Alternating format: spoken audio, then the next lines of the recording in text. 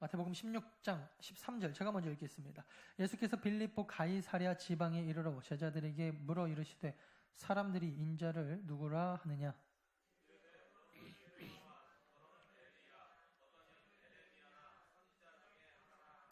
이르시되 너희는 나를 누구라 하느냐?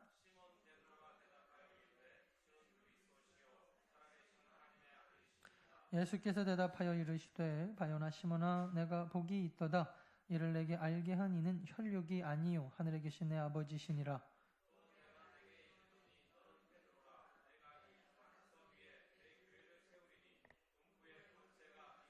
다 같이 내가 천국 열쇠를 내게 주리니 내가 땅에서 무엇이든지 매면 하늘에서도 매일 것이요 땅에서 무엇이든지 풀면 하늘에서도 풀리리라 하시고 아멘. 우리 옆에 분들 보면서 다시 환하게 웃으면서 인사할 때 소망을 가지고 살아갑시다. 같이 인사합니다. 시작. 기독교의 핵심은 소망입니다. 소망이 없으면은 살아도 죽은 것과 같다 그랬습니다. 오늘 본문은 예수 그리스도의 수제자였던 베드로에 관한 이야기입니다. 예수님이 십자가를 지셔야 된다. 여러분 상상해 보십시오. 내가 따랐던, 내가 내 목숨을 걸고 이 사람 따라가면은 앞으로 내 인생이 좀 필까? 그랬는데 피기는커녕 이 사람이 역도로 몰려가지고 나 곧 죽을 거야. 이것을 인정할 수 있는 제자가 없습니다. 그래서 베드로가 성격이 급하기 때문에 아닙니다. 주님 아닙니다. 당신은 그렇게 되면 안 됩니다. 그러지 않을 것입니다가 아니었어요. 그러면 안 됩니다. 뒤집어 얘기하면 그럼 나보고 어떡하라고. 내 인생도 꼬이는 겁니다. 그래서 예수님을 믿는 게 사실은 내 인생 좀 풀어보려고 믿었더니 같이 꼬이게 생겼어요. 그러니까 예수님이 아니다. 내가 이 땅에 온 것은 내 생명을 들여가지고 사람을 살려야 된다. 영혼을 살려야 된다. 한 영혼이 천하보다 귀하다고 그랬는데 내가 그것 때문에 여기 온 거다. 아무리 얘기해도 듣질 않아요.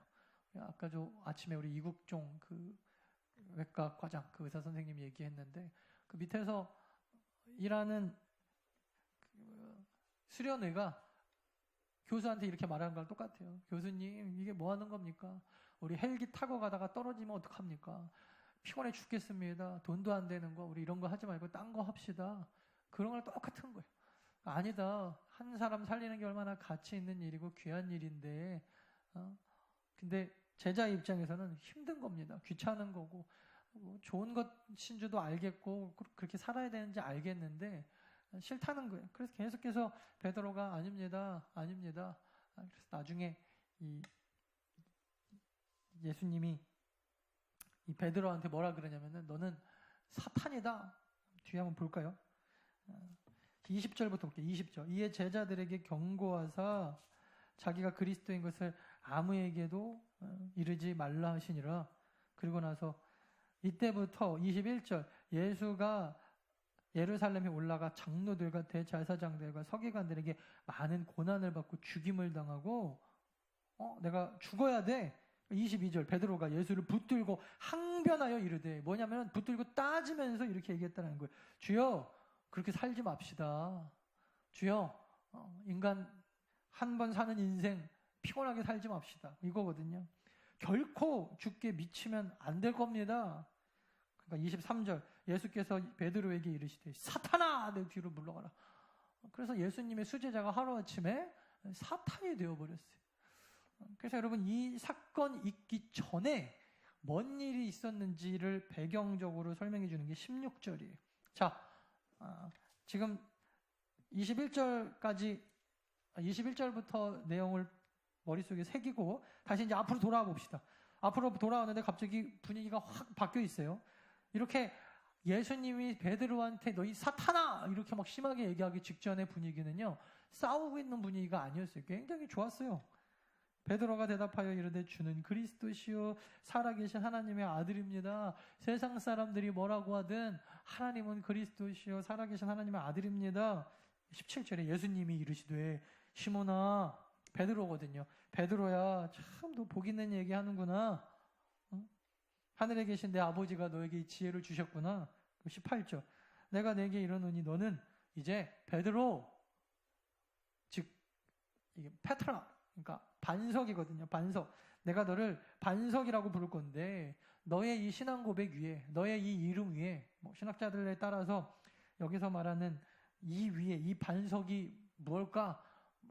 많은 논의들이 있지만 저는 베드로의 신앙 고백 그리고 베드로의 이름 위에, 또 캐톨릭에서는 베드로가 최초로 행했던 교황권 위에 이렇게 얘기를 하지만, 어쨌든 중요한 거는 예수님이 이 베드로라고 하는 사람의 이 반석 위에 이제부터 우리 아침에 살펴봤던 그 어마어마한 교회를 이 이름 위에 세울 거다. 반석 위에 세울 거다. 내가 천국 열쇠를 너한테 줄 것이고 내가 땅에서 무엇이든지 매면 하늘에서도 매이고 풀면 풀 것이다. 이 어마어마한 교회의 축복, 그거를 내 이름 페트라, 반석, 베드로라고 하는 반석 위에다가 이제부터 이 교회를 세워줄 것이다. 결국 여러분, 교회는요, 초대교회가 베드로 이름 위에 세웠지만 베드로가 세운 건 아니었어요. 그죠? 누가 세웠냐면 예수님이 세운 줄 우리는 믿습니다. 그래서 예수님이 이 교회를 세우시고 그리고 나서 생명 살리는 열쇠를 우리 가운데 주시고, 그리고 우리에게 생명 살리라고 하는 사명도 주셨어요. 굉장히 분위기가 좋아요. 베드로가 예수님을 칭찬하고 하나님의 아들이라고 고백하고 예수님을 흐뭇해가지고 내가 네 이름, 네 고백 위에다가 교회를 세울 거다. 서로 주고받다가 갑자기 느닷없이 21절부터 사탄아, 예수님 그렇게 살지 마십시오. 왜 그럽니까? 여러분, 사실 여러분, 그러므로 오늘 본문을 통해 우리가 알 수 있는 여러 가지가 있지만 짧게 딱 하나만 살펴보면요, 아직 베드로의 모습이 완전하기도 전에, 그죠? 겉으로는 막 살살거리고 뭔가 막 웃으면서 예수님 하면서 쫓아다니고 그냥 진짜 예수님이 죽는 데까지 쫓아갈 것 같이 얘기했던 이 베드로지만, 실상 그의 마음 중심에는 뭐가 있었냐면 인간의 욕심과 폐역과 이 죄 덩어리가 꿈틀꿈틀거리고 있었던 이 완전하지 않는 베드로의 고백 위에 이 시대 교회가 사실은 세워진 것입니다. 그래서 어찌 보면 여러분, 예수님 오실 때까지 우리 개혁교회 신앙은 이거를 고수하는데, 예수님이 오실 때까지 교회가 이 땅에서 눈에 보이는 이 가견적인 이 유형교회, 우리가 보는 이 더 나은 교회가 완전히 완전할까요? 아니면 완전히는 완전하지 않을까요? 뭐죠? 완전히는 완전하지 않아요. 예수님이 이걸 아셨다니까요. 그의 고백이 사실은 순수했지만, 그의 고백이 진실됐지만 완전히 완벽하지 않다라는 것쯤을 알고 계셨어요. 여러분, 예수님도 이걸 아셨기 때문에 이 완벽하게 완벽하지 않은 이 베드로의, 때로는 이 고백에, 이 베드로의 믿음 위에다가 이 교회를 세워주시면서 사실은 교회를 세워주신 건데, 우리 안에 여러분 이 예수님의 이 계획과 예수님의 뜻을 잘 모르는 성도들이 있을 수 있습니다. 그러므로 예수님이 오시는 날까지 눈에 보이는 우리의 교회는 완전하지 않는 것이 정상이에요. 완전하다. 만약에 더 나은 교회가 김판종 목사로부터 시작해서 우리 새가족에 이르기까지, 우리 어린아이에 이르기까지 완전하다. 그러면요, 여기에 완전하기 때문에 여러분들 다니시면 안 돼요. 다니시면 안 돼요. 우리 조전도사님, 우리 교회 오시면 안 돼요. 왜? 우리가 너무 완전한데 전도사님이 완벽하지 않거든요. 가셔야 돼요. 그죠? 완전하지 않으니까. 사모님 나가야 돼요. 사모고 뭐고 나가야 돼요. 왜? 완전하지 않으니까. 그래서 여러분, 나도 완전하지 않으면서 완전한 교회를 가고 싶어하고, 어느 교회 가면 완전할까? 그 교회가 완전할까? 저 교회가 완전할까? 이 교회는 장로가 마음에 안 들고, 저 교회는 집사가 완전하지 않고, 저 교회는 목사 설교가 완전하지 않고, 뭐가 완전하지 않고, 무슨 건물이 완전하지 않고, 그래서 맨날 완전한 교회 쫓아다니는데 그런 교회는 없다는 것입니다. 그러므로 우리가 예수님이 베드로의 고백 위에, 베드로라는 이름 위에 이 교회를 세워주셨을 때조차도 사실은 베드로도 완전한 사람은, 완전한 신앙인은 아니었다는 것을 기억하고, 그럼 도대체 교회가 완전하지도 않은 이 반석 위에 어떻게 세워진 것인가? 한마디로 얘기하면 따라합시다. 소망을 가지고 세웠다. 옆에 분들 보면서 소망을 가지고 교회는 세웁니다. 시작! 저는 우리 교회 이름이 들을수록 참 괜찮은 것 같아요. 더 나은이라고 하는, 원래 말 자체가 성화라 그랬죠? 제가 성화. 날마다 예수님을 닮아가는 게 성화잖아요. 이거를 성화교회, 그럼 좀 너무 딱딱해 보이니까 더 나은, 날마다 더 나아지는 거예요. 예수님을 날마다 닮아가는 거. 그래서 소망, 사실 근데 생각해보니까 더 나은이라고 하는 말 자체가 소망이라는 의미를 강하게 갖고 있어요. 그죠? 어제보다 오늘이 더 나아지는 것입니다. 저와 여러분들이 그렇게 예수 그리스도를 날마다 더 닮아가는 우리 성도들 되어지기를 간절히 축원합니다. 더 닮아가시는 거예요, 더. 이게 소망이에요. 소망이 무엇입니까? 비전이라고도 할 수 있는데, 현상, 지금 내가 눈에 보이는 이 진화론적 관점인데, 진화론은요, 눈에 보이는 것을 가지고 보이지 않는 것을 설명하고 싶어 합니다.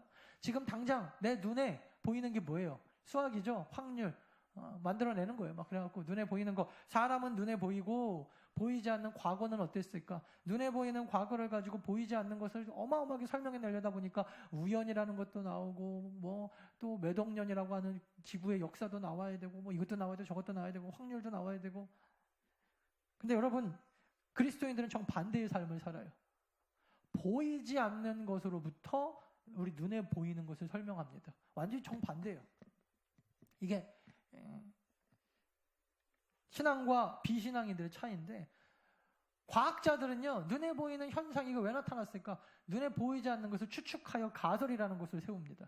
이 가설이 맞을 때도 있지만 틀릴 때가 훨씬 많아요. 그래서 이 가설을 증명해내려고 무진장 노력하고 말도 안 되는 이런들을 막 집어넣는 걸, 그러고 나서 과학이다 설명하면 사람들이 과학자가 이게 세계 다 믿어요. 성경은 다릅니다. 성경은 눈에 보이지 않는 하나님과 영적 세계로부터 눈에 보이는 현상을 설명합니다. 왜 우리가 죽게 되었는가? 죄 때문에 죽게 되었다. 우리가 죽으면 어떻게 천국 갈 수 있는가? 예수 그리스도를 믿는 믿음으로 천국 간다. 보이지 않는 것으로부터 눈에 보이는 영적인 세계로부터 육으로 보이는 세계를 설명하는 것을 우리는 신앙이라고 이야기합니다. 이거를 소망이라고 얘기하는 거예요. 그러므로 소망과 비전은 한마디로 이야기하면 현상, 지금 내 눈에 보이는 현상 너머의 것을 바라볼 수 있는 능력이다. 할렐루야. 우리 소망을 갖고 살아가는 더 나은 교회 됩시다. 할렐루야. 소망을 가지셔야 돼요. 소망.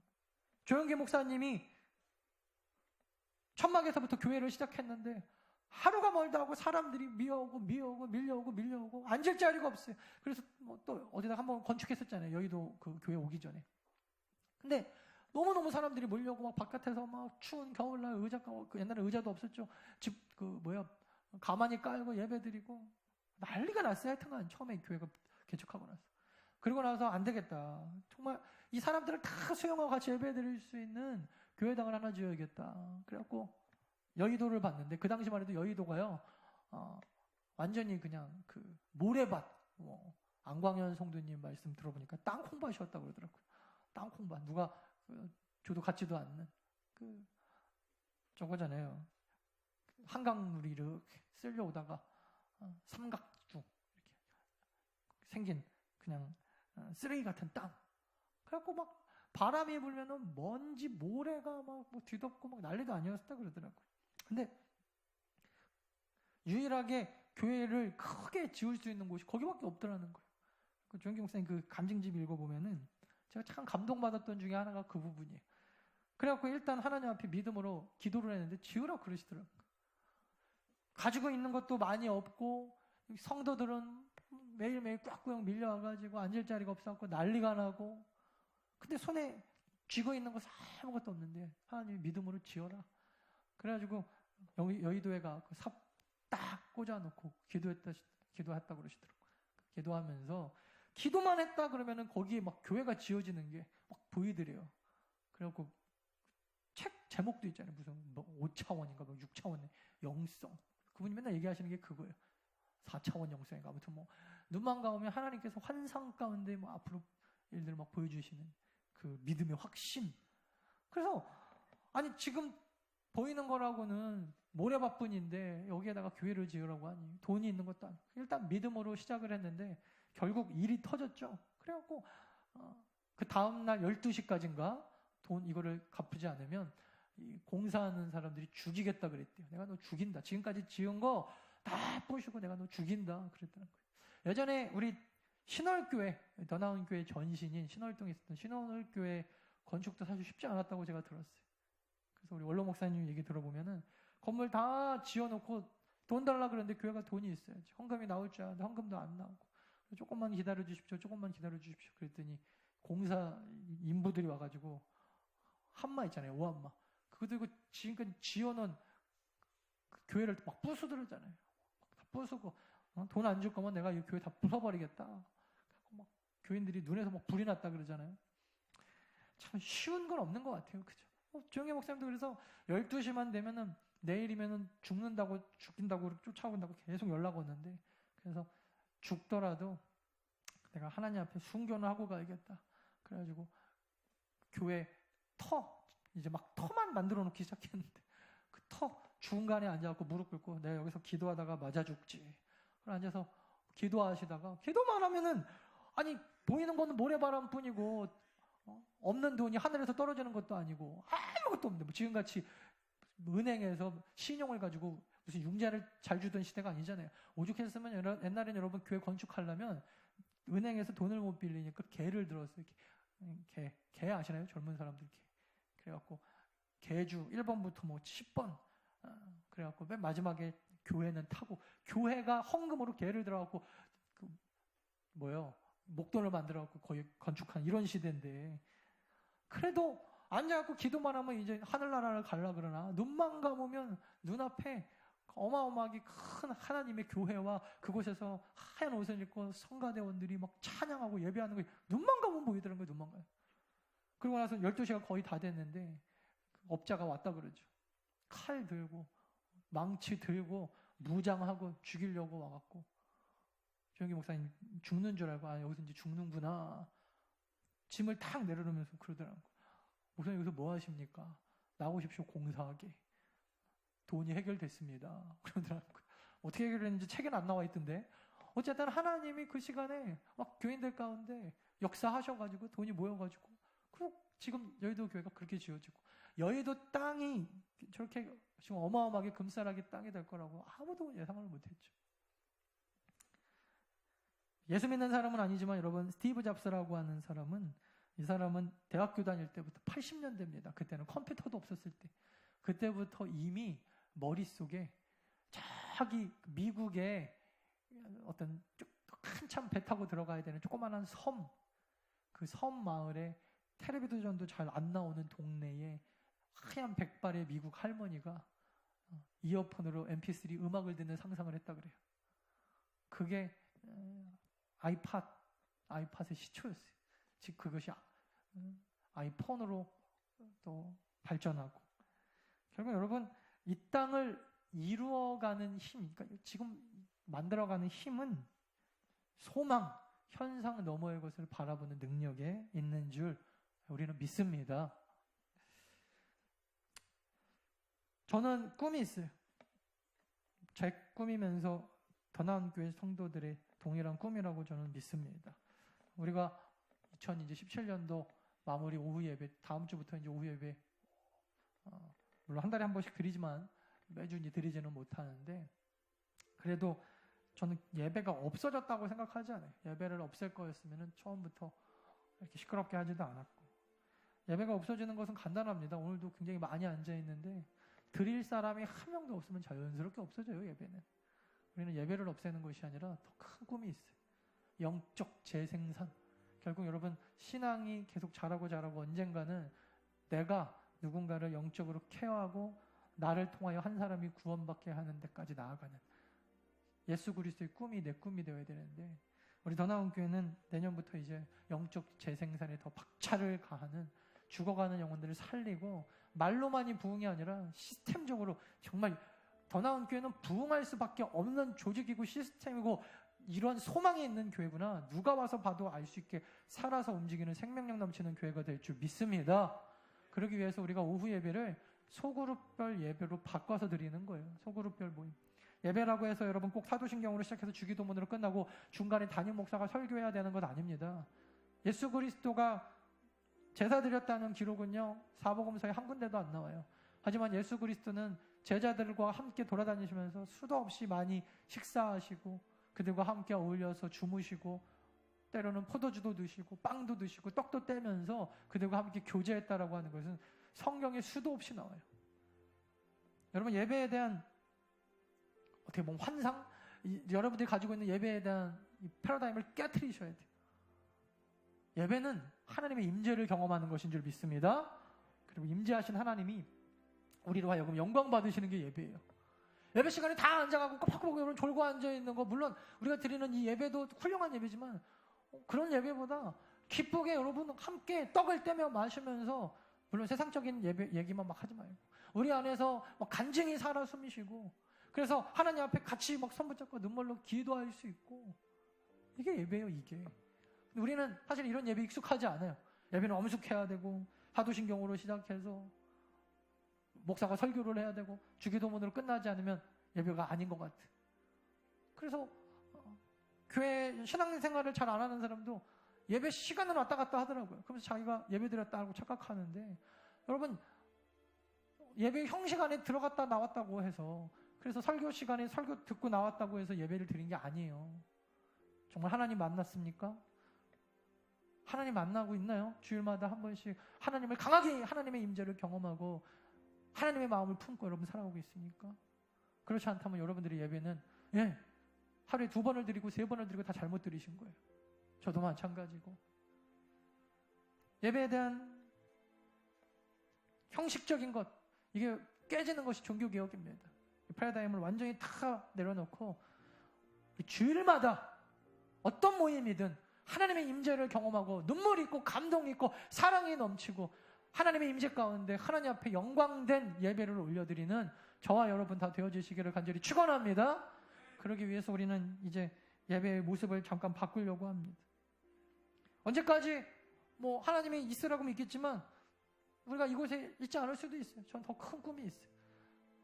더 큰, 요즘에 눈만 감으면 자꾸 하나님이 막 넓은 곳, 시편에 보면 다윗이 하나님 앞에 기도했을 때 나를 넓은 곳으로 인도하셨다. 그 말씀 붙잡고 하나님의 약속이다 생각하고 우리도 이제 더 넓은 곳으로 나아갔으면 좋겠어요. 서그룹 중심 교회가 되어야 합니다. 연인들은요, 여러분 밤이 새도 같이 팔짱 끼고 한강을 한 바퀴 돌아도 지치지가 않는 게 사랑하는 연인들의 모습이에요. 우리가 서로를 사랑하는 마음으로, 전 엊그제 금요 철야 끝나고 우리 성경 집사님하고 장보숙 집사님하고 둘이 얘기하다가 차는 요 앞에 있는데 삼동 끝까지 갔어요. 얘기가 끝나질 않아갖고 서로 헤어지기가 싫어가지고 어쩔 수 없이 바빠갖고 잠깐 집에는 갔는데, 그래서 참 아름다운 사랑의 교제다. 여러분 예배 끝나고 후다다다가 얼굴도 보기 싫어갖고 집에 가는 거는 예배가 아니에요. 모임은 앉았다 하면 집에 가기가 막 싫어야죠. 어쩔 수 없이 막 그 세상에 나아가서 할 일이 있기 때문에 우리가 일어는 나지만, 저는 아직도 제가 기억나는 우리 그 한양교회 때 모습이, 청년들하고 어디 가서 밥을 먹으면 꼭 식당 앞에 집에 가자 그리고 나와가지고, 아시죠? 뺑 둘러서갖고 또 얘기하고 가자. 알았어요. 그리고 또 얘기하고 거기서 한 1시간 얘기해요. 또 집에 안 가? 그러고 또 얘기. 그거죠. 진짜 우리 안에 회복되어야 될 소그룹 중심 교회의 모습. 빨리 안 끝나나? 어떻게 하면 집에 일찍 갈까? 2시에 배 없으니까 좋다. 밥도 안 먹고 집에 가자가 아니라 정말 우리 안에 제대로 된 예배로 회복할 수 있기를 간절히 축원합니다. 하나만 더 말씀드리면, 여러분 언제까지 우리가 11시 예배만 드릴 거라고 생각하지 마십시오. 저는 목표가 있어요. 적어도 우리 내년도부터, 이제 벌써 2019년도부터 저는 1년을 먼저 생각하는데, 그때는 또 그때대로 오후 예배가 또 저는 만들어질 거라 생각해요. 그래서 이제 11시 예배는 11시 예배대로 딱 특화되어 있어서 오전 예배 드리고 또 소모임 하고, 우리 청년들은 청년들대로 한 1시 정도 예배 막 찬양으로 막 드리면 좋을 것 같아요. 그래서 1시에도 드리고, 가능하면 아침에 또 있었으면 좋겠어요. 아침에 한 9시쯤에 1부, 2부, 3부 막 그래갖고 꽉 차서 오전에는 오전대로, 또 11시는 11시대로 다 대예배인 거예요. 다 대예배. 그래서 대예배는 드려도 되고 오후 예배는 집에 가도 되는 게 아니라 다 대예배, 항상 대예배 같이. 할렐루야. 그래서 막 1시에는 청년들이 막 꽉 차서 이곳에서 오늘도 막 너무 힘차게 우리가 찬양했는데 길이 뛰면서 우리 찬양하면서 예배하고, 1년만 여러분 참고 기다립시다. 그리고 그렇게 1시 예배도 있고 저녁 예배도 있었으면 좋겠어요. 저는 저녁 예배 집에 다 가셨다가 식사하고 또 오시는 거예요. 피곤하시면 어쩔 수 없지만, 그래서 6, 7시쯤 또 모여가지고 또 예배하고, 할렐루야. 그래서 예전에 그랬거든요. 막 집에 좀이 쑤셔서 앉아있을 수가 없어갖고 교회 빨리 가고 싶다. 그 모여가지고 저녁에 또 예배하고 그런 교회가 될 줄 믿습니다. 그래서 여러분 예배는요 없애는 게 아니에요. 잠깐 형식을 바꾸는 거고 소망을 가지십시오. 더 멋진 더 나은 교회 2018년도 영적 재생산이 막 불같이 일어나는. 그리고 여러분 참 신기한 게 제가 오후 예배를 이렇게 소그룹 중심 예배로 바꾸기 위해서 한 5년 정도 기도한 것 같은데 한 6년 거의 가까이 기도하면서도 과연 될까? 과연 될까? 우리 교회 같이 전통적인 교회가 장로님들이 과연 허락하실까? 권사님들이 좋아하실까? 막. 근데 어느 순간부터인가 할 수 있을 것 같더라고요. 되겠다. 식사하시고 나서도 이제 소그룹별로 모임이 활성화되어지고 되겠다. 여러분 기도하면 되는 줄 믿습니다. 기도합시다. 그래서 목사님 오후 예배 없으면 어떻게 해요가 아니라 만들어야 돼요. 또 만들면 좋아요. 그래서 계속해서 여러분 기도하면서 2018년도에는 영적 재생산도 일어나고 내년까지 갈 것도 없어요. 막 사람이 너무 많고 청년들이 막 어마어마하게 몰려와서 몇 달 있다가 바로 또 목사님 청년들 따로 좀 예배 좀 드릴게요. 저는 목표가 한 15명에서 20명만 돼도. 그리고 악기 좀 배우세요. 여러분 악기 좀. 뭐 이렇게 이것저것 배우셔갖고 11시 예배 때는 클래시컬하게 좋잖아요. 플루트, 바이올린, 뭐 또 뭐예요? 해금 이런 거 하면서 성가대가 쫙 하는 저는 그런 꿈이 있어요. 하나님께서 이루어 주실 줄 믿습니다. 여러분 기도합시다. 기도하면서 그래서 11시 예배 드리고 싶은 사람은 11시 예배 와서 막 성가대 같이 찬양하면서 드리고 또 오후에 청년들하고 같이 막 뜨겁게 찬양하고 싶은 사람들은 뜨겁게 밥 먹고 또 찬양하고 그렇게 여러분 정말 예배 시간마다 하나님의 임재를 맛보고 소그룹이 뜨겁게 살아나는 능력 있는 교회가 될 줄 믿습니다. 갑자기 생각나는데 아까 전에 우리 영상 볼 때 그쪽 교회 청년들 막 워십하는 거 나왔잖아요. 거기 완전히 누가 봐도 한국 사람 같이 생긴 그 자매들 보셨죠? 그 중에 2명이 우리 사모 후배가 됐어요. 외대 이번에 그 포르투갈어가인가요? 거기 왔다 그러더라고요. 기도 부탁을 좀 드릴게요. 그래서 여러분 청년회가 강력하게 대학부가 살아있으면 이 아이들 올 수 있을 것 같아요. 그래서 둘이 자매인데 사무엘 목사님 기도해서 이 아이들 한국 가면 더 나은 교회 좀 다니게 해주십시오. 저한테 부탁을 하더라고요. 제가 뭐 용기가 안 생기는 거예요. 혹시 또 저도 기도하려고 그래요. 기도해서 우리 대학부 또 계속 좋은 소식 이제 들려줄 거니까 하나님 안에서 대학부가 더 활성화되어지게 우리 청년부와 또 우리 전도사님 또 우리 아이들 위해서도 소망을 가지고 오늘 더 기도해 주시기 바랍니다. 찬송가 490장입니다. 490장 우리 이 찬양하면서